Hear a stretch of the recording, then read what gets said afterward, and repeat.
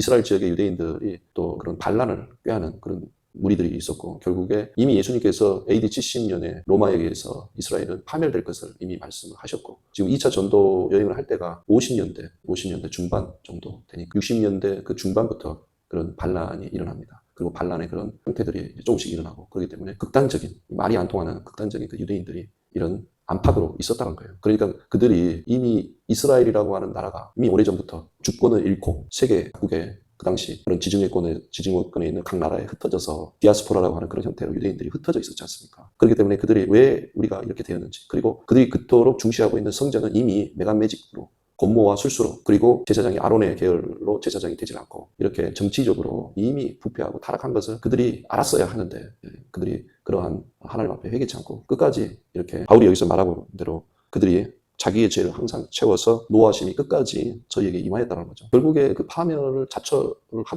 자처하면서 결국 로마에 의해서 멸망을 한 것입니다. 사실 로마가 등장하기 전에 헬라 제국시대 있지 않습니까? 그 헬라 제국시대에서도 이스라엘은 잠깐 그 하스모니안 왕국을 형성을 했지만 그것은 공통성이 없는 그런 나라입니다. 예수님도 그들을 도적이라고 말했어요. 나보다 일찍 온 사람들은 도적이라. 왜냐하면 어떻게 아론 계열이 아닌데 유다 마카비, 그 마카비 혁명으로서 그 마카비의 그 가문은 마따디, 아버지가 마따디라고 하는, 우리가 성경에서 마지막 제자 이름이 마띠아인데 비슷한 이름입니다. 마탄이라고 하는 뜻이 하나님의 선물이라는 뜻이거든요.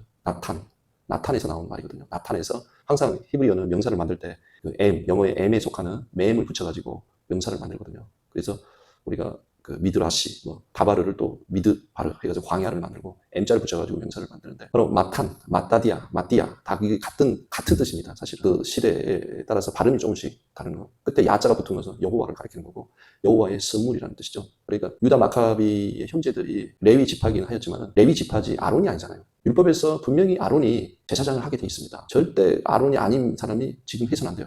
그래서 그걸 반대했던 사람들이 바로 바리새인들이에요. 바리새인들이 그걸 반대한 것입니다. 그리고 사두개인들은 그걸 찬성을 하고, 바리새인과 다른, 그러니까 사두개인들이 훨씬 더 인본적이고 정치적인 사람들이었습니다. 그래서 사두개인들은 부활을 믿지 않고 영을 믿지 않고 이런 굉장히 현실적이고 정치적인 사람들이었잖아요. 그래서 이미 정통성이 없이 이미 성전도 엉망이 되어 있고, 나라는 주권을 잃고, 로마 시대뿐만 아니라 그 전에 헬라 제국 시대도 그랬고, 잠깐 한 100년 좀 안 되게 하스모니안 왕국을 했지만 그 왕국조차도 너무나 권모와 음모와 술수와 살인과 살육으로 점철된 그런 역사예요. 아주 드티한. 결국은 그러한 하스모니안 왕국의 그러한 끝자락, 열매라고 할 수 있을까요? 결국은 이두메 출신인, 에돔 출신인 헤롯이 이스라엘 왕이 된 것입니다. 그러니까 헬라 제국 이전에는 페르시아 제국이었지 않습니까? 바사 제국, 페르시아. 그러니까 계속해서 지배를 받는, 성전이 BC 586년에 성전이 파괴되고서 그냥 바람 잘 날았고 주권이 없는 상태에 있었어요. 그럼에도 불구하고 하나님께 돌아와서 하나님께 회개를 하고 왜 이렇게 되었는지 회개를 해야 되는데 이스라엘은 회개를 하지 않았다는 것입니다. 그렇게 하고서 그들이 자기들의 그런 어떤 종교적인 열심만 가지고 예루살렘 중심으로 무슨 다시 어떤